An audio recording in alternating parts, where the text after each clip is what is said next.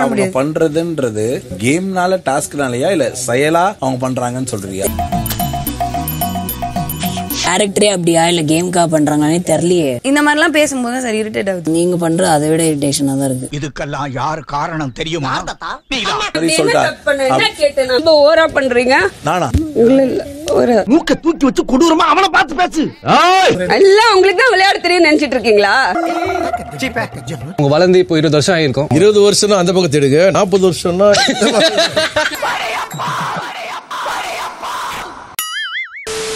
வணக்கம் my dear zonemates, welcome to Shafi zone. நான் உங்க ஷஃபி அண்ட் இன்னைக்கு நம்ம பார்க்க போறது பிக் பாஸ் சீசன் 8 உடைய டே 96 அண்ட் எபிசோட் 97 ஓட ரிவ்யூ தான். வீடியோக்களை போறதுக்கு முன்னாடி யாரும் சப்ஸ்கிரைப் பண்ணி மறக்காம சப்ஸ்கிரைப் பண்ணி சப்போர்ட் பண்ணுங்க. அப்படியே பக்கத்துல இருக்க பெல் ஐகானை பிரஸ் பண்ணி ஆளுக்கு ஆப்ஷன் கொடுத்தீங்கன்னா நான் போடுற வீடியோ நோட்டிஃபிகேஷன் டன் டைமுக்கு வந்து சேரும். அந்த வீடியோ உங்களுக்கு உண்மையிலேயே பிடிச்சிருந்தா ஒரு லைக்கிங் போட்டு சப்போர்ட் பண்ண தப்பு கிடையாது. உங்களுக்கு கருத்து இருந்துச்சுன்னா கமெண்ட் செக்ஷன்ல போட்டு விடுங்க, நான் போய் பார்த்து படிச்சுக்கிறேன்.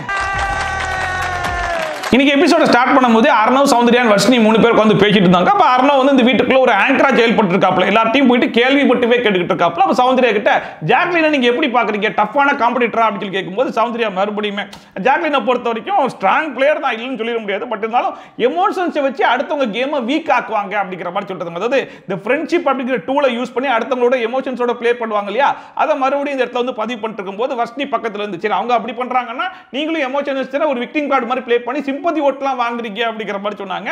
அப்ப சௌந்தர்யா சொன்னாங்க, ஏங்க அழுக வந்து அழுகதாங்க செய்ய முடியும் அப்படிங்கிற மாதிரி சொல்லும்போது நீங்க அழுகிறது வேற மாதிரி இருக்கு, நீங்க முன்னாடி கேமரா முன்னாடி போயிட்டு ஒரு டிராமாலாம் கிரியேட் பண்றீங்களே அது வந்து சிம்பத்தி ஓட்டு வாங்குற மாதிரி இருக்கு அப்படிங்கிற மாதிரி சொல்லிட்டாங்க. அழுது கொண்டே ஒரு டிராமா கிரியேட் பண்ணுவது, நாடகம் போடுவது, அதை அப்ப சௌந்தர்யா அழுதாலே டிராமாவா அப்படிங்கிற மாதிரி கேட்டா அப்ப வர்ஷினி சொன்னாங்க, இந்த வீட்ல மத்தவங்களும் அழதான் செய்றாங்க, ஆனா மத்தவங்க அழும்போதெல்லாம் பார்க்கும்போது எனக்கு அப்படி தோணவே இல்லை, ஆனா நீங்க அழும்போது மட்டும் தான் நீங்க வந்து சிம்பத்தி ஓட்டுக்காகவும் இந்த விக்டிம் கார்டை யூஸ் பண்றதுக்காக அழுகிற மாதிரி எனக்கு தோணுது அப்படிங்கிற மாதிரி சொல்லிட்டாங்க. ஆனா கடைசி வரைக்கும் சௌந்தர்யா அழுகிறதுன்றது என்னுடைய ஸ்ட்ரென்த் தாங்க, அந்த அழுகிற எமோஷன்ஸ் மட்டும் கிடையாது, இந்த வீட்ல எல்லா எமோஷன்ஸையும் நான் காட்டியிருக்கேன், என்னுடைய ஸ்ட்ரென்த் தான் அப்படிங்கிற மாதிரி சொன்னோன்னா சரி ஓகே அழுகிறது உங்களுடைய ஸ்ட்ரென்த்னு சொல்றீங்கல்ல, உங்களுடைய வீக்னஸ் எதுன்னு சொல்லி கேட்கும்போது என்னுடைய பேச்சு தான் என்னுடைய வீக்னஸ் அப்படிங்கிற மாதிரி சொன்னாங்க. சரி ஓகே உங்களுடைய வீக்னஸ் சொல்லிட்டீங்க, முத்துவோட வீக்னஸ் எதுவா நினைக்கிறீங்க அப்படிங்கிற மாதிரி அடுத்த கேள்விக்கு போனோன்னே முத்துமுருகனை பொறுத்த வரைக்கும் பயத்தை ஒளிச்சு வைக்கிறாங்க. என்ன பயத்தை ஒளிச்சு வைக்கிறாருன்னு சொல்லி கேட்டா தோத்துருவோமோ வெற்றி கிடைக்காதோ அப்படிங்கிற மாதிரி ஒரு பயம் இருக்கு பாத்தீங்களா, அந்த பயத்தை ஒளிச்சு வச்சுட்டு வெளியே காட்ட மாட்டான், அதுதான் அவனுடைய வீக்னஸா பாக்குறேன் அப்படிங்கிற மாதிரி சொல்லிட்டு இருக்காங்க.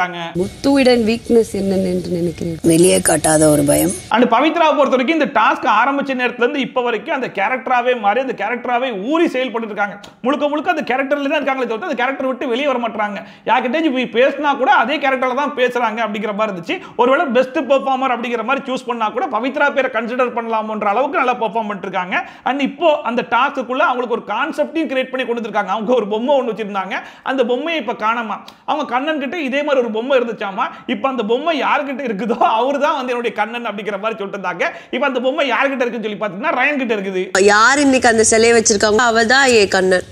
அண்ட் அப்புறமா ஹாசினிக்கான சாங்கை வந்து போட்டுட்டாங்க. நம்ம ஜாக்லின் போயிட்டு ஹஹா ஹாசினி அப்படின்னு சொல்லிட்டு பயங்கரமான டான்ஸ்லாம் வந்து பெர்ஃபார்ம் பண்ணாங்க. அண்ட் குறிப்பா இந்த டாஸ்க்கை பொறுத்த வரைக்கும் நம்ம விஜய் விஷால பாராட்டே தீரணும் அப்படிங்கிற மாதிரி, மற்ற டாஸ்க்ல மனுஷன் பெருசா வேற என்ன பண்ணாருன்னு சொல்றதுக்கு ஒண்ணுமே இல்லடா அப்படிங்கிற மாதிரி இருக்கும்போது கூட இந்த டாஸ்க் ஆரம்பிச்ச நேரத்துல இருந்து இப்ப வரைக்கும் யாரெல்லாம் ஸ்டேஜ்ல போய் டான்ஸ் ஆடுறாங்களோ எல்லாருக்குமே பாரபட்சம் பார்க்காம ஆப்போசிட்ல போய் நின்று எல்லாருக்குமே வந்து ஸ்டெப்ஸ் சொல்லி கொடுக்கிறது, டான்ஸ் ஆடுறது சொல்லிட்டு எல்லா ஹெல்ப்பும் பண்ணிட்டு இருந்தாப்ல. ஈவன் ஜாக்லினுக்கும் அதே ஹெல்ப் பண்ணாப்ல, ஒரு ஸ்டெப் மேல போய் ஜாக்லினோட சேர்ந்து டான்ஸ்லாம் ஆடினாப்ல, அதை பார்க்கறதுக்கு ரொம்பவே நல்லா இருந்துச்சு. அண்ட் பவித்ரா உள்ள ஒரு ஸ்கிரிப்ட் சொல்லிட்டு இருந்தாங்க பாத்தீங்களா, அந்த ஸ்கிரிப்டை கொண்டு வந்து ரயன் வந்து நான் வெளியே சொல்லி பெர்ஃபார்ம் பண்றேன்னு சொல்லிட்டு வந்து சொல்லிட்டு இருந்தாப்ல, இந்த மாதிரி ஒரு பொம்மை காணாம போயிடுச்சு, அந்த பொம்மை யார்கிட்ட இருக்குதோ அவங்க தான் என்னுடைய காதலி அப்படிங்கிற மாதிரிலாம் சொல்லிட்டு இருக்கும்போது தீபக் இருப்பா நீ கிச்சன் இன்சார்ஜா பேசிட்டு இருக்கியா, நீ சொல்றது ஒரு பொருளா, கிச்சன்ல ஒரு பொருள் காணாம போயிடுச்சா இல்ல உண்மையிலேயே ஸ்கிரிப்டா பேசிட்டு இருக்கியான்னு சொல்லி கேட்கும்போது இல்ல நான் உண்மையிலேயே ஸ்கிரிப்டா தான் பேசிட்டு இருக்கேன், 20 வருஷம் ஆயிடுச்சு அந்த பொண்ணு காணாம போய் அப்படிங்கிற மாதிரி சொல்லும்போது தீபக் 20 வருஷம் ஆயிடுச்சுன்னா நீ அந்த பக்கம் போய் தேடுப்பா, 40 வருஷம் ஆயிடுச்சுன்னா அந்த பக்கத்துல வந்து பத்தியா சாச்சனா புள்ள அதை வந்து தேடுப்பா அப்படிங்கிற மாதிரி கலாய்ச்சி விட்டாப்ல. அது செமையா இருந்துச்சு. ஏன்னா சாச்சனாவுடைய கேரக்டர் வந்து நீலாம்பரி அப்படிங்கிறதுனால அந்த கேரக்டரை வச்சே கலாய்ச்சி விட்டாப்ல. 20 வருஷம் அந்த பக்கத்து எடுங்க, 40 வருஷம்னா அந்த அடுத்ததா என் வீட்டுல நான் இருந்தேனே எதிர் வீட்டுல அவ இருந்தாலே அப்படிங்கிற பாட்டை போட்டு விட்டு முத்துமுருகன் வந்து டான்ஸ் பெர்ஃபார்மன்ஸ் பண்ண ஆரம்பிச்சாப்ல. மனுஷன் வந்து விஜய் சேதுபதி கேரக்டராவே மாறி பயங்கரமான பெர்ஃபார்மன்ஸ் எல்லாம் பண்ணிருந்தாப்ல. பட் இருந்தாலும் டான்ஸ் மனுஷனுக்கு சரியா வராது, என்ன பண்ண போறாருன்னு சொல்லி பார்க்கும்போது நம்மளே அசர வைக்கிற மாதிரி டான்ஸுமே பிரமாதமா ஆடினாப்ல. எல்லா பக்கமும் சுத்தி கேர்ள்ஸ் எல்லாம் வர வச்சு என்னென்னமோ பண்ணி பார்க்கவே ரொம்ப நல்லா இருந்துச்சு. அது பார்க்கும்போது பரவாயில்லையே மனுஷன் டான்ஸ்லயும் ஒரு கலக்கு கலக்கிறாருன்ற மாதிரி தான் இருந்துச்சு. அப்புறமா கிச்சன்ல வந்து சமையல் ஆரம்பிச்சாலே பிரச்சனையும் சேர்ந்தே ஆரம்பிச்சிடும் அப்படிங்கிற மாதிரி நம்ம ரயன் போயிட்டு விஷால் கிட்ட இனிமே நீ தான் வந்து குக்கிங் இன்சார்ஜ் அப்படிங்கிற மாதிரி புது போஸ்டிங் கொண்டு கொடுத்தாப்ல. அண்ட் அதுக்கப்புறமா வர்ஷினி அங்கேருந்து வந்து பார்த்தாங்க, என்னது அருண் இங்க நின்று இருக்காப்ல, அருண் வந்து கட்டலாம் பண்ணிட்டு இருக்காப்ல, அருண் குக்கிங் டீமே கிடையாது, எதுக்கு அலோவ் பண்ணீங்க அப்படிங்கிற மாதிரி கேட்ட உடனே ஜாக்லின் சொல்றாங்க, ஏய் அவன் ஒன்றும் சமைக்கல ஓகேவா, வெறும் வந்து கட்டிங் மட்டும் தான் பண்ணி கொடுத்துட்டு இருக்கான் அப்படிங்கிற மாதிரி சொல்லிருக்காங்க. இத்தனைக்கும் குக்கிங் டீம்ல இருக்கக்கூடிய ரியா இருக்காங்க, ரியா இல்ல அப்படின்னா கூட வர்ஷினி இருக்காங்க, ரியாக்கு வந்து கையில ஏதோ அடிபட்டு இருக்கு அதனால கட் பண்ண முடியாதுன்ற மாதிரி சொல்லிருக்காங்க போல இருக்கு. சோ அவங்க இல்லாட்டா வர்ஷினி இருக்காங்க, வர்ஷினியை கூப்பிட்டுருக்கலாம் இல்லையா, ஆனா கூப்பிடாம அருணை அலோவ் பண்ணிட்டாங்க. நேத்து வந்து சௌந்தர்யா கிட்ட என்ன சொன்னாங்கன்னா, இங்க பாரு குக்கிங் டீமை தவிர்த்து வேற யாரும் கிச்சன் பக்கம் வராதீங்க, வந்தா தேவையில்லாத பிரச்சனை வருதுன்னு சொல்லி சொன்னதே ஜாக்லின் தான். ஆனா அதே ஜாக்லின் இப்ப அருண் அலோவ் பண்ணிருக்காங்க, ஆனா வர்ஷினியை கூப்பிடவே இல்லை. நீ ஏன் எல்லாருக்கும் பசிக்குதுன்னு கட் பண்ணிட்டு இருக்காங்க. அண்ட் வர்ஷினி இதை பார்த்துட்டு சரி ஓகே நான் சௌந்தர்யா சொல்றேன் அப்படிங்கிற மாதிரி அவங்க கிளம்புன உடனே ஜாக்லின் வந்து அரும்பு சாதை பார்த்துட்டு விட்றா தேவையில்லாத பிரச்சனை உண்டா நீ கிளம்புடா அப்படிங்கிற மாதிரி சொல்றாங்க. ஸோ ஆக மொத்தத்தில் இந்த இடத்துல அவர் வந்து கிச்சன் டீம் கிட்ட பெர்மிஷன் வாங்கல, கிச்சன் இன்சார்ஜ் கிட்ட பெர்மிஷன் வாங்கல, குக்கிங் இன்சார்ஜ் கிட்ட பெர்மிஷன் வாங்கல, ஜாக்லின் தான் அலோவ் பண்ணிருக்காங்க. அதனால ஜாக்லின் தான் வேணான்னு சொல்றாங்கன்றது கிளியரா தெரிஞ்சு போச்சு. யாரு வந்து கேப்பா அப்புறம் வர்ஷினி போயிட்டு சௌந்தர்யா கிட்ட அரும்பு சாத் குக்கிங் டீமே கிடையாது, ஆனா குக்கிங் டீமுக்கு ஹெல்ப் பண்ணிட்டு இருக்காரு அப்படிங்கிற மாதிரி சொன்ன உடனே ரவீந்தர் சொன்னாப்ல கிச்சன் இன்சார்ஜ் கிட்ட பெர்மிஷன் வாங்கியிருப்பாரு அப்படின்னு சொல்லிட்டு, அப்ப நேத்து சௌந்தர்யா சமைக்க விட்டுருக்கலாமே அப்படிங்கிற மாதிரி கேட்கும்போது கிச்சன் இன்சார்ஜ் கிட்ட பெர்மிஷன் கிடைச்சிருக்காது அப்படிங்கிற மாதிரி சொன்னாப்ல. அப்ப சௌந்தர்யா சொன்னாங்க, அதாவது கிச்சன் இன்சார்ஜும் அந்த சமைக்கிறாங்க பத்தியா அவங்க ரெண்டு பேரும் ஃப்ரெண்ட்ஸ், அதனால அந்த மாதிரிலாம் பண்ணிப்பாங்க அப்படிங்கிற மாதிரி சொன்ன உடனே ரவீந்தர் அவருடைய வேலையை சிறப்பா பார்க்கறாப்ல. ஏமா அப்ப நீங்க ரெண்டு பேரும் ஃப்ரெண்ட் கிடையாதுன்னு கேட்கும்போது அவங்களுக்கு தேவைப்படும் போது தான் நான் ஃப்ரெண்ட் அப்படிங்கிற மாதிரி அங்கேயும் ரூல் குத்துனாங்க. ஏன் நீங்களும் கிச்சன் இன்சார்ஜ் ஃப்ரெண்ட்ஸ் இல்லையா? அவங்களுக்கு தேவையானப்பதான் நான் ஃப்ரெண்ட். ஆனா யாரு என்ன பண்றாங்களோ இல்லையோ, ஆனா ரவீந்தர் எதுக்காக இந்த வீட்டுக்குள்ள போனாரோ அந்த வேலையை மட்டும் ஒரு சிறப்பா பண்ணிட்டாருன்றது மட்டும் நல்லாவே தெரிஞ்சிச்சு. குறிப்பா ஜாக்லின் அண்ட் சௌந்தர்யா அவங்க ரெண்டு பேரையும் வச்சு அவர் ஒரு கேம் ஒன்று பிளே பண்றாரு பாத்தீங்களா, அது வேற லெவல்ல இருக்குது.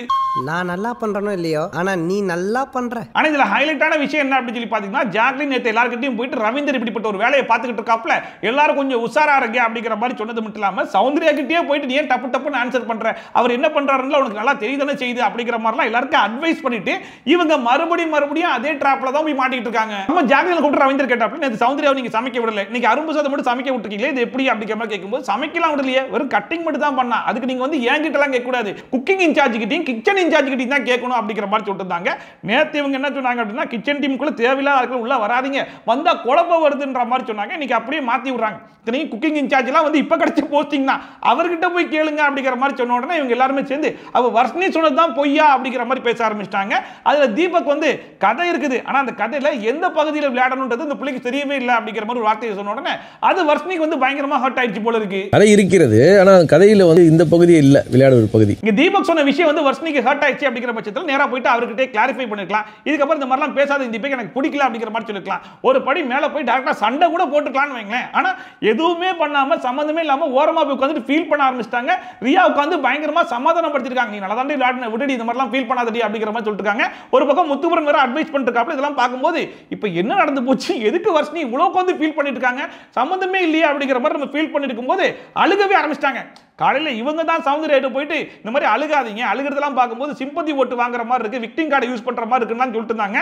கடத்துல இவங்களே உட்கார்ந்து அழுக ஆரம்பிச்சிட்டாங்க. எனக்குலாம் ஒரே குழப்பமாயி போச்சு, எதுக்குடா அப்படி என்னடா ஆகி போச்சு அப்படிங்கிற மாதிரி. அந்த பாட்டுல கலக்குறோம் இன்னைக்கு மெர்டிலாஞ்சி அந்த வர்ஷினி வந்து ரியா கிட்ட எல்லாமே அவருக்கு தான் தெரியும், அவர் வந்து பயங்கரமா ஆணவத்துல ஆடுறாரு அப்படிங்கிற மாதிரி புலம்பிட்டு இருந்தாங்களா. இதை மோப்பம் முடிச்சு சாச்சனா புள்ள கேட்டு வந்துச்சு, என்ன வர்ஷினி எதுக்கு அழுகுறீங்க, வாங்க சொல்லிட்டு அந்த புள்ளைய தனியா கூட்டு போன உடனே தீபக் கேட்கிறாப்புல, எதுக்கு அந்த புள்ள அழுதுகிட்டு இருக்கு அப்படின்னு சொல்லிட்டு, ஏன்னா எதுக்காக அந்த புள்ள அழுதுன்னு கூட சொன்னவருக்கே தெரியல. அப்ப ஜாக்லின் தான் சொல்றாங்க, இல்ல நீங்க இந்த மாதிரி சொன்னீங்க இல்லையா, எங்க விளையாடணும் தெரிஞ்சு விளையாடணும்ன்ற மாதிரி, அது ஹர்ட் ஆயிடுச்சு போல அப்படிங்கிற மாதிரி சொல்லும்போது அதெல்லாம் ஹர்ட் ஆயிடுச்சு சீரியஸாவா சொல்றீங்க அப்படிங்கிற மாதிரி கேட்டிருக்காப்ல. ஏதோ ஹர்ட் ஆயிருக்கா, இதுக்கெல்லாம் ஹர்ட் ஆவாங்க. அண்ட் உள்ள வந்து சாச்சனா சுனிதா அரும்பு சத்தம் இருந்தாங்களா. அப்ப சொல்லிட்டு இருக்காங்க, அது அவர் தான் பயங்கரமான பிளேயர் ஆச்சு, அவர் தான் வீட்லயே பயங்கர பெஸ்ட் பிளேயர் ஆச்சு, அதனால அவர் என்ன பார்த்து உங்களுக்கு விளையாட தெரியாதுன்ற மாதிரி சொல்றாரு அப்படிங்கிற மாதிரி சொல்லிட்டு இருந்தாங்க. அது எனக்கு பார்க்கறதுக்கு ரொம்ப ஹார்ஷா இருந்துச்சு, அதனால தான் நான் அழுதேன் அப்படிங்கிற மாதிரி சொன்னோன்னே சுனிதா சொன்னாங்க, அது சீரியஸா சொன்னா நீ அங்க வச்சே கேட்டிருக்கலாமே அப்படிங்கிற மாதிரி சொன்னாங்க. அண்ட் கூடவே அவருக்கு தானே விளையாட தெரியும், அவர் தான் பெர்ஃபெக்ட்டான பிளேயர், நாங்களாம் இப்பதான் விளையாட ட்ரை பண்ணிட்டு இருக்கோம் அப்படிங்கிற மாதிரி சொல்லிட்டு மறுபடியும் கதறி அழுக ஆரம்பிச்சிட்டாங்க. எனக்கு கிடைச்சிருக்கிறது செகண்ட் சான்ஸ், இந்த செகண்ட் சான்ஸ்ல எப்படியாச்சும் நான் யூட்டிலைஸ் பண்ணிக்கணும்ன்ற மாதிரி போராடிட்டு இருக்கேன்,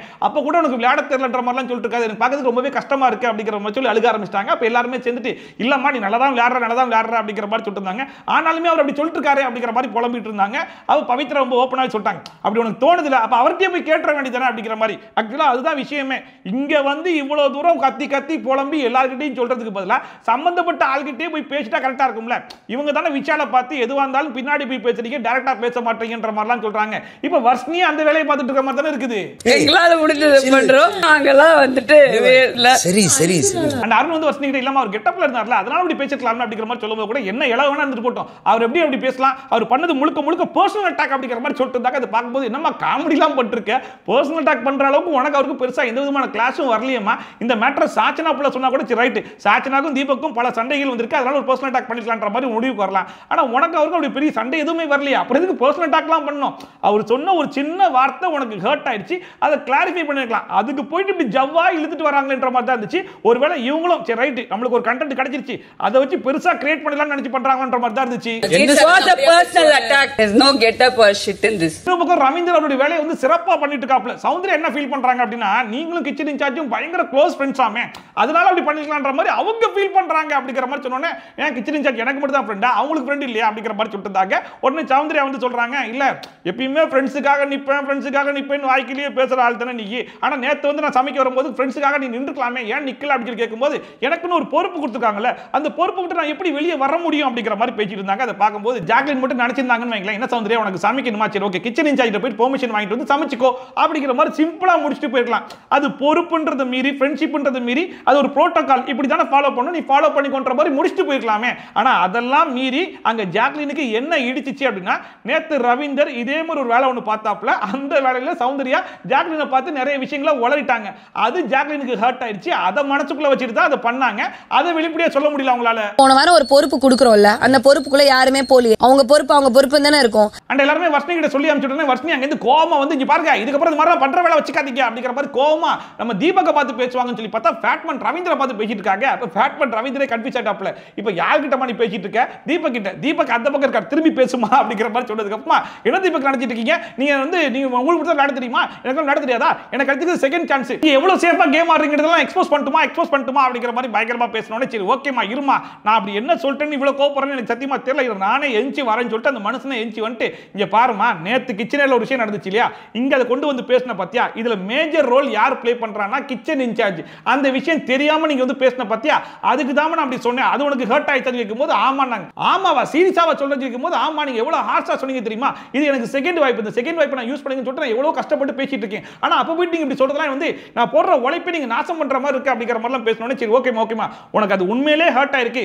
இவ்வளவு பாதிப்பு உருவாயிருக்கு அப்படின்னா நான் சாரி கேட்கிறேன்னு சொல்லிட்டு சாரியும் கேட்டாப்ல, அதுக்கு அந்த வர்ஷினிப்ல தேங்க்ஸ் அப்படிங்கிற மாதிரி சொல்லி அந்த மேட்டரை அங்கேயே முடிச்சுட்டு கிளம்பிட்டாங்க. சரி அப்ப இப்ப நான் உண்மையிலே ஹார்ஷ்னு நீ ஃபீல் பண்ணா ஐம் வெரி சாரி ஃபார். இன்னொரு பக்கம் ரவீந்தர் விடாம ஜாக்லினையும் சௌந்தர்யாவையும் வந்து ஜென்ம விரோதியா மாத்திரணும் அப்படிங்கிற முடிவுல இல்லம்மா அவங்க ரெண்டு பேருக்குள்ள வரக்கூடிய முரண்பாடு கேம்ல வருதா அப்படிங்கிற மாதிரி கேட்ட உடனே சௌந்தர்யா இல்ல அவங்க கேமோட சேர்ந்து அவங்களுடைய கேரக்டரே அப்படிதான் இருக்குமோன்ற மாதிரி எனக்கு தோணுது அப்படிங்கிற மாதிரி, அதாவது ரவீந்தர் என்ன எதிர்பார்க்கறாப்லையோ அதுக்கு ஏத்த மாதிரியான ஆன்சர் வந்து சௌந்தர்யாவும் கொடுத்துட்டு இருக்காங்க.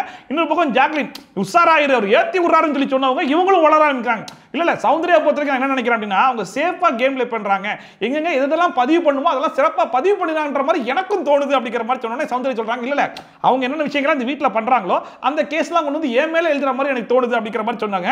அப்ப கூட ரவீந்தர் விடாம மறுபடியும் இல்லம்மா இப்ப கூட அது கேம்னு பாக்குறியா அவங்க கேரக்டர்னு பாக்குறியா சொல்லிட்டு மறுபடியும் கேட்கறாப்ல, அதுக்கு சௌந்தர்யா இல்ல ஃப்ரெண்ட்ஸுக்காக நிப்பேன்னு சொல்லி சொல்றாங்க, அப்புறம் ஃப்ரெண்ட்ஸுக்காக நிக்க மாட்டாங்க, எனக்கு ஒரே கன்ஃபியூஷனா இருக்கு அப்படிங்கிற மாதிரி சொல்லிட்டு இருக்கும்போது ஜாக்லின் சொல்றாங்க நான் ஃப்ரெண்ட்ஸுக்காக நிப்பேன் தான், ஆனா அவங்க தப்பே பண்ணாலும் நான் சப்போர்ட் பண்ண மாட்டேன் அப்படிங்கிற மாதிரிலாம் சொல்லிட்டு இருந்தாங்க. ஃப்ரெண்டுக்காக நிப்பன்றது வந்து தப்பே பண்ணாலும் சூப்பர் அப்படி சொல்றது இல்ல ஃப்ரெண்ட். ஆனா இதே ஜாக்லின் தான் கோவா கேங்னு சொல்லி வரும்போது கோவா கேங் தப்பே பண்ணாலும் இவங்க கூட நின்று சப்போர்ட் பண்ணிருக்காங்க. அண்ட் அது ஒரு ரூலாவே வச்சிருந்தாங்க, நம்ம தப்பே பண்ணியிருந்தாலும் அடுத்தவங்க முன்னாடி நம்ம விட்டு கொடுத்து பேசிடக்கூடாது அப்படின்னு சொல்லிட்டு. ஆனா இப்போ இவங்களுக்கு சாதகமா பேசிட்டு இருக்காங்க. என் ஃப்ரெண்ட் கிட்ட சொல்லாத பிரைவேட்டா சொல்லாத விஷயத்தை பப்ளிக்ல சொன்னது இல்ல. சௌந்தர்யா ஒரு ஸ்டெப் மேல போய் அவங்க மனசுல இருக்க விஷயத்தெல்லாம் எடுத்து வெளியே கொட்டவே ஆரம்பிச்சிட்டாங்க. முதல்ல இந்த கேமுக்குள்ள நான் ஃப்ரெண்ட்ஷிப்பே கொண்டு வந்துருக்க கூடாது, இந்த ஃப்ரெண்ட்ஷிப்ன்ற ஒரு விஷயத்தை கொண்டு வந்தனால தான் பின்னாடி பேசுறேன்ற மாதிரிலாம் சொல்றாங்க. பின்னாடி பேசாம இவங்க கேம் எல்லாம் நான் எப்படி வெளியே கொண்டு வரது அப்படிங்கிற மாதிரிலாம் சொல்லிட்டு இருந்தாங்க. இன்னொரு பக்கம் ஜாக்லின் அவங்க கேம் அவங்க ஆட்டும் சார், இவங்க கேட்கிற கேள்விக்கெல்லாம் நல்ல எக்ஸ்பிளேஷன் கொடுக்க முடியாது அப்படிங்கிற மாதிரி ரவீந்தர் என்ன விஷயத்தை எதிர்பார்த்தாப்லையோ அதுக்கு ஏத்த மாதிரி இவங்க ரெண்டு பேரும் மாறி மாறி அடிச்சுக்க ஆரம்பிச்சிட்டாங்க.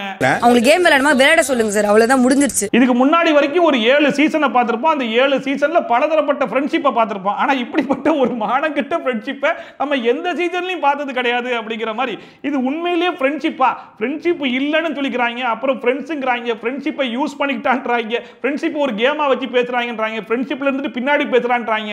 என்னடா இது ஃப்ரெண்ட்ஷிப்? ஆக மொத்தத்தில் ஃப்ரெண்ட்ஷிப்பே இல்லைன்னு முடிவானதுக்கு அப்புறமா ஏன்டா ஃப்ரெண்டுன்னு சொல்லிட்டு இருக்கீங்கன்றது தான் புரிய மாட்டுது.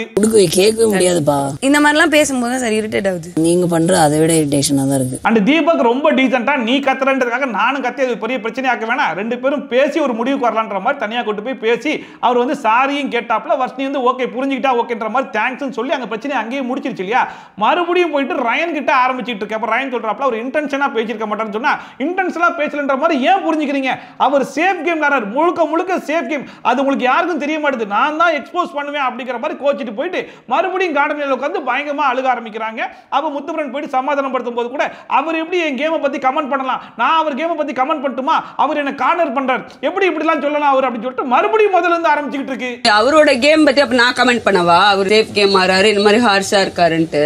ஆக மொத்தத்துல வர்ஷினியை பொறுத்த வரைக்கும் வெளியே போயிட்டு இந்த பிக் பாஸ் ஷோவை பார்த்து எதை கத்துக்கிட்டாங்களோ இல்லையோ, நமக்குன்னு ஒரு சண்டை கிடைச்சிச்சு அப்படின்னா அந்த சண்டையை வச்சு எந்த அளவுக்கு பெர்ஃபார்மன்ஸ் பண்ண முடியுமோ அந்த அளவுக்கு பெர்ஃபார்மன்ஸ் பண்ணிரணும் அப்படிங்கறத நல்லா கத்துக்கிட்டு வந்திருக்காங்கன்றது மட்டும் நல்லா தெரிஞ்சுச்சு. ஏன்னா இதுக்கு முன்னாடி வந்த வர்ஷினி எப்படி இருப்பாங்கன்னா ஒரு சண்டைன்னு வந்துச்சுன்னா அதை அவாய்ட் பண்ணிட்டு போயிருவாங்க, பெருசா அதுல இன்வால்வ் கூட ஆக மாட்டாங்க. ஆனா இந்த வாட்டி எல்லா பிரச்சனையிலும் இன்வால்வ் ஆகுறாங்க.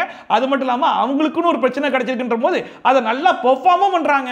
இந்த மாதிரி குற்றச்சாட்டு வச்சா எனக்கு பிடிக்காது. இன்னும் பக்கம் ஜாக்லின் போட்டு ரயன் கிட்ட அழுதுகிட்டே எனக்காச்சும் அவளை என்னுடைய ஃப்ரெண்டா இருன்ற மாதிரி நான் சொல்லியிருக்கேனடா, எனக்காக நீ வந்து நிலுன்னு எனக்காச்சும் நான் சொல்லியிருக்கேனடா அப்படிங்கிற மாதிரி கேட்டிருந்தாங்க. இது ரெண்டையுமே நீங்க டைரக்டா சொன்னது கிடையாது மேடம், ஆனா இன்டைரக்டா எல்லார்கிட்டயுமே நீங்க சொல்லிருக்கீங்க, குறிப்பா இந்த கோவா கேங் கிட்ட அழுத்தியே சொல்லிருக்கீங்க அப்படிங்கிற மாதிரி தான் இருந்துச்சு. அண்ட் இன்னொரு பக்கம் நான் ஃபர்ஸ்ட் வீக்ல அவ கொஞ்சம் கஷ்டப்படுறாளேன்னு போய் நின்னண்டா, அதுதானே இப்ப பெரிய தப்பா போச்சு அப்படிங்கிற மாதிரி புலம்பிட்டு இருக்கும்போது ரயன் ஓப்பனா சொன்னாப்ல, இங்க பாரு இப்ப சௌந்தர்யா யாருன்றது உனக்கு தெரிஞ்சு போச்சுல, இதுக்கப்புறம் அதுக்கு ஏத்த மாதிரி நீ ரியாக்ட் பண்ணிக்கோ அப்படிங்கிற மாதிரி சொன்னா, இல்லடா அந்த மாதிரிலாம் பண்ணா அது ரொம்ப டர்ட்டியா இருக்கும்டா அப்படிங்கிற மாதிரி வரைச்சு விட்டுருக்காங்க. இதுக்கு மேல எப்படி ரியாக்ட் பண்ணுவோம், அசிங்கமா இருக்கிற டர்ட்டியா இருக்குது பார்க்கவே. அண்ட் அடுத்த ஒரு நியாயமான கேள்வி ஒன்று கேட்டாங்க, அதாவது அவ கூட இருந்தாதான் இந்த மாதிரி பண்றான்னு சொல்லிட்டு நான் தள்ளி வந்துட்டேன், தள்ளி வந்ததுக்கு அப்புறமா அவ தாண்டா பண்ணிட்டு இருக்கா அப்படிங்கிற மாதிரி சொல்லிட்டுங்க. அதை பார்க்கும்போது ஃபர்ஸ்ட் ஹாஃப்ல நீங்க சௌந்தர்யாக்கு ஒரு குழியை தோண்டி உள்ள வச்சிட்டீங்க ஃப்ரெண்ட்ஷிப்னு சொல்லிட்டு, அந்த குழிக்குள்ள அவங்களும் விழுந்துட்டாங்க. அதுக்கப்புறமா அவங்க சுதாரிச்சு ஆஹா இவ ஃப்ரெண்ட்ஷிப்ன்ற குழிக்குள்ள உள்ள வச்சு நம்ம கேமையே அஃபெக்ட் பண்ண வச்சிட்டா அப்படிங்கறத புரிஞ்சிட்டதுக்கு அப்புறமா நீங்க என்ன பண்ணிட்டீங்க, அவங்கள விட்டு தள்ளி விட்டீங்க. ஆனா அதுக்கப்புறமா அதே ரீசனை சொல்லி இப்ப செகண்ட் ஹாஃப் ஃபுல்லா சௌந்தர்யா அடிச்சிட்டு இருக்காங்க. இதுதான் உங்களுக்குள்ள இருக்கிற பிரச்சனையே. கூட இருந்தா அவன் நம்மள சொல்லிட்டே இருக்கான்னு தூரமா போய் நின்னுட்டேன், இதுக்கு மேல என்னதான் சொல்றது. அப்ப ரயன் வந்து இங்க பாரு இதுக்கு ஒரு சொல்யூஷன் வேணும் அப்படின்னா நீங்க ரெண்டு பேரும் தனியா உட்கார்ந்து மனசு விட்டு பேசினா மட்டும் தான் முடியும் அப்படிங்கிற மாதிரி சொல்லும்போது கூட ஜாக்லின் சொல்றாங்க, அவகிட்ட பேச போனாலே மூஞ்சியே அப்படி வைக்கிறன்றா, ரொம்ப லென்த்தா பேசுறன்றா, அது இன்னும் மறுபடியும் ப்ரொவோக் ஆகுதுடா அப்படிங்கிற மாதிரிலாம் சொல்லிருந்தாங்க. அதாவது வேற வழியே கிடையாது, மனசை தேத்திக்கிட்டு ரெண்டு பேரும் போய் உட்கார்ந்து பேசுங்க, அப்பதான் பெட்டர் கிளாரிட்டி கிடைக்கும் அப்படிங்கிற மாதிரி ரயன் சொல்லி முடிச்சு விட்டாப்ல. முடிஞ்சதுக்கு அப்புறமா நைட்டோ பொறுமையா பேசி இது ஒரு கிளாரிட்டி வந்துச்சுன்னா பெட்டரா இருக்கும்னு தோணுது. ஆக்சுவலா வர்ஷினி இந்த மேட்டரை கொண்டு வந்து சௌந்தர்யா சொல்லும்போது சௌந்தர்யா அதை பெருசா எடுத்துக்கவும் இல்ல, பெருசா அதுக்கு அவங்க ரியாக்டும் பண்ணல, அது ஒரு சாதாரண விஷயமா முடிஞ்சு போச்சு. அது எப்படி சாதாரணமா முடியலாம்னு சொல்லிட்டு ரவீந்தர் ஆரம்பிச்சு விட்டதுதான் இவ்வளவு தூரம் வந்து நிக்குது. இதுக்கெல்லாம் யார் காரணம் தெரியுமா? அந்த அடுத்த பவித்ராக்கான பாட்டை வந்து போட்டுட்டு பவித்ரா வந்து ஸ்டேஜுக்கு வந்தாங்க. பவித்ரா காம்படிட்டரா யார் வந்து ஆட போறான்னு சொல்லி பார்த்தா நம்ம அர்ணவ் வந்து டான்ஸ் ஆடிட்டு இருந்தாப்ல, ரெண்டு பேரும் பயங்கரமான டான்ஸ்லாம் வந்து ஆடினாங்க. அண்ட் பவித்ரா வந்து தீபக்குடைய தாடிலாம் எடுத்து மாட்டிக்கிட்டு பயங்கர பண்ணா ஒரு பெர்ஃபார்மன்ஸ்லாம் பண்ணாங்க. கடத்தில் தலை சுத்தி கீழேயும் விழுந்துட்டாங்க. அண்ட் ரயனை பொறுத்த வரைக்கும் இந்த டிக்கெட் ஃபினாலே ஆரம்பிச்ச நேரத்துல இருந்து இப்போ வரைக்கும் நான் எல்லாத்தையும் எக்ஸ்போஸ் பண்ணேன், நான் சும்மாலாம் இருக்க மாட்டேன், எல்லாத்தையும் கேள்வி கேட்பேன் அப்படிங்கிற மாதிரிலாம் பண்ணிட்டு இருக்காரு இல்லையா. அதோட சேர்ந்து எக்ஸ்ட்ராவா அவருக்குள்ள என்ன ஆட் ஆயிடுச்சுன்னு சொல்லி பார்த்தீங்கன்னா தற்பெருமை அப்படிங்கிறதும் ஆட் ஆயிடுச்சு அப்படிங்கிற மாதிரி தான் இருக்கு. எல்லார்கிட்டயுமே போயிட்டு அவர் என்ன பண்ணிட்டு இருக்காருன்றதை பதிவு பண்ணிட்டே இருக்காப்ல. இப்போ பவித்ராவை கூப்பிட்டு மறுபடியும் அதை சொல்லிட்டு இருக்காப்ல, இந்த வீட்டில் நான் எப்போ திரும்ப வெளியே தெரிய ஆரம்பிச்சேன், எல்லாத்தையும் கேள்வி கேட்க ஆரம்பிச்சேன், என்னை பத்தி யாராச்சும் பேசினாங்கன்னா இப்போ கேள்வி கேட்பேன், எனக்காக நான் நிற்க ஆரம்பிச்சேன் அப்படிங்கிற மாதிரிலாம் பேசிட்டு இருந்தாப்ல. சரி ஓகே, இப்போ எதுக்காக இதெல்லாம் சொல்லிட்டு இருக்காருன்னு சொல்லி பார்த்தா நேற்று சாச்சனா விஷயம் நடந்துச்சு பாத்தீங்களா, அதை மறுபடியும் எடுத்து எல்லாத்தையும் அப்படியே பவித்ரா கிட்ட சொல்லிட்டு இருந்தாப்ல. அண்ட் நேத்து கடைசியா முத்துமுரன் வந்து ரெண்டு பேரும் தனியா உட்கார்ந்து பேசுங்க அதோட முடிஞ்சிரும் சொல்லி முடிச்சு விட்டார் இல்லையா, அது வரைக்கும் நம்ம டெலிகாஸ்ட் பண்ணியிருந்தாங்க. அதுக்கப்புறமும் நைட் வந்து ஒரு பிரச்சனை போயிருக்கும் போல இருக்கு. அதுல சாச்சனா பயங்கரமா உடஞ்சி சாரி சாரி சாரி நான் பண்ணதான் தப்புன்னு சொல்லிட்டு உடஞ்சி ஒரு மாதிரி கதற ஆரம்பிச்சிட்டாங்க போல இருக்கு. அந்த மேட்டர்லாம் வந்து பவித்ரா கிட்ட சொல்லி இந்த இடத்துல நீங்களா இருந்தீங்கன்னா எப்படி ரியாக்ட் பண்ணிருப்பீங்க அப்படின்னு கேட்கும்போது பவித்ரா அவங்க வேணும்னே பண்றாங்கன்னு தெரியல, கடந்து போயிருங்க அப்படிங்கிற மாதிரி சிம்பிளா முடிச்சிட்டாங்க. அதை பார்க்கும்போது ஒரு மணி நேரத்துக்கு மூச்சடைக்க பேசினவனுக்கு ரொம்ப சிம்பிளா கடந்து போயிருங்கன்னு ஒரு சொல்யூஷன் கொடுத்தாங்க பாத்தீங்களா. இப்படி கடந்து கடந்து கடந்து தான் டாப் 8 வரைக்கும் பவித்ரா வந்திருக்காங்கன்றத ரொம்ப சிம்பிளா சொல்லி விட்டாங்க. ஓகே அப்படின்னு கடந்து போயிருந்தீங்கன்னா இது சண்டைக்கே வந்திருக்காது. அடுத்த தீபக் வந்து கிக்கு ஏறுதே அப்படிங்கிற பாட்டை போட்டுட்டோன்னே மனுஷன் அப்படியே சூப்பர் ஸ்டாராவே மாறி வந்து டான்ஸ் எல்லாம் ஆடல, ஒரு செம்மையான பெர்ஃபார்மன்ஸ் ஒன்று பண்ணாப்ல.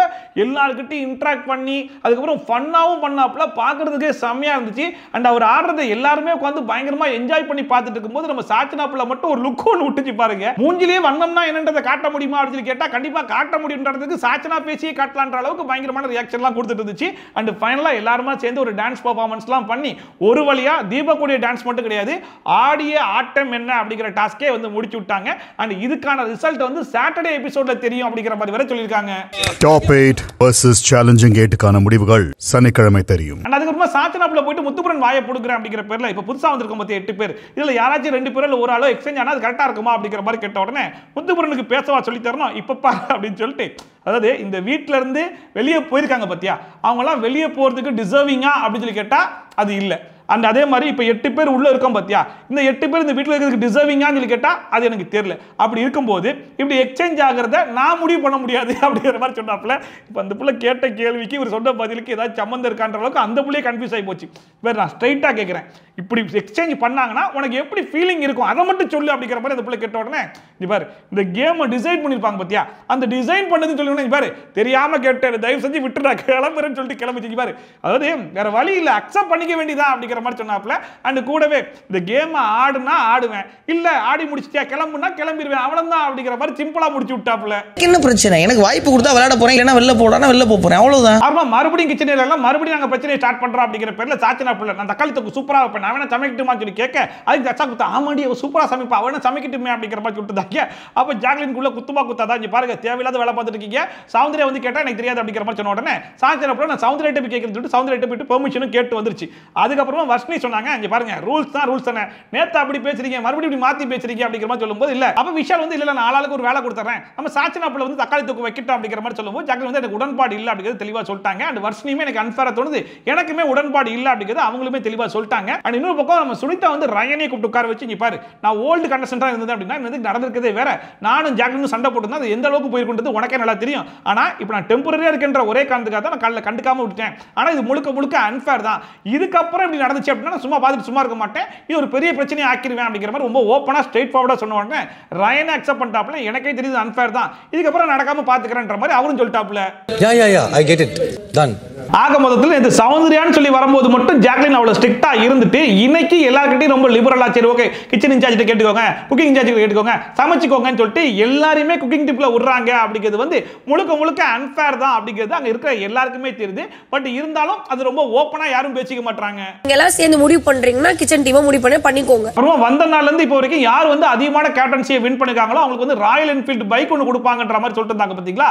அதுக்கு இன்னைக்கு ஒரு டாஸ்க் வச்சாங்க, அந்த டாஸ்க்ல 4 பேர் பார்ட்டிசிபேட் பண்ணாங்க. 4 பேருமே ஒரு வாட்டி வந்து கேப்டனா இருந்தாங்க. யாருன்னா முத்து, தீபக், விஷால் அண்ட் அருண் சொல்லிட்டு இவங்க 4 பேர்ல யார் வின் பண்றாங்களோ அவங்களுக்கு தான் அந்த ராயல் என்ஃபீல்ட் அப்படிங்கிற மாதிரி சொல்லிருக்கும் போது அந்த டாஸ்க்ல வழக்கம் போல முத்துக்குமரன் வின் பண்ணி ராயல் என்ஃபீல்ட் பைக்கையும் வின் பண்ணிட்டாப்ல. முத்துக்குமரன் பாஸ் வாழ்த்துக்கள். நன்றி பாஸ். அப்புறமா அர்ணவ், சுனிதா, சாச்சனா அண்ட் வர்ஷினி இவங்க 4 பேர் கிச்சன் ஏரியால பேசிட்டு இருக்கும்போது அர்ணவ் சொன்னாப்ல வைல்ட் கார்டு என்ட்ரில உள்ள வந்த யாருமே இப்ப இல்ல பாத்தியா, ரயன் மட்டும் டிக்கெட் ஃபினாலே வின் பண்ணனா அவனும் இந்த வீட்ல இருந்திருக்க மாட்டான் அப்படிங்கிற மாதிரி சொல்லிட்டு இருந்தாப்ல. உண்மையிலே டிக்கெட் ஃபினாலே மட்டும் வின் பண்ணனா ரயன் வந்து வெளியே போயிருப்பார் தான், அதை கரெக்டா சொல்லிட்டாருன்ற மாதிரி இருந்துச்சு. அண்ட் சாச்சனா புள்ளியும் அவர் யார் கூட ஒட்டி இவ்வளவு தூரம் வந்தாருன்றது உங்களுக்கு தெரியுமா அப்படிங்கிற மாதிரி சொல்லிட்டு இருந்துச்சு. அதாவது சௌந்தர்யா அண்ட் ஜாக்லின் இவங்க 2 பேர் கூட ஒட்டினதுனால தான் இவ்வளவு தூரம் வந்தான், அதுக்கப்புறம் தான் டிக்கெட் ஃபினாலே வின் பண்ணி அவன் இவ்வளவு தூரம் வந்திருக்கான் அப்படிங்கிற மாதிரி சொல்லிட்டு இருந்தாங்க.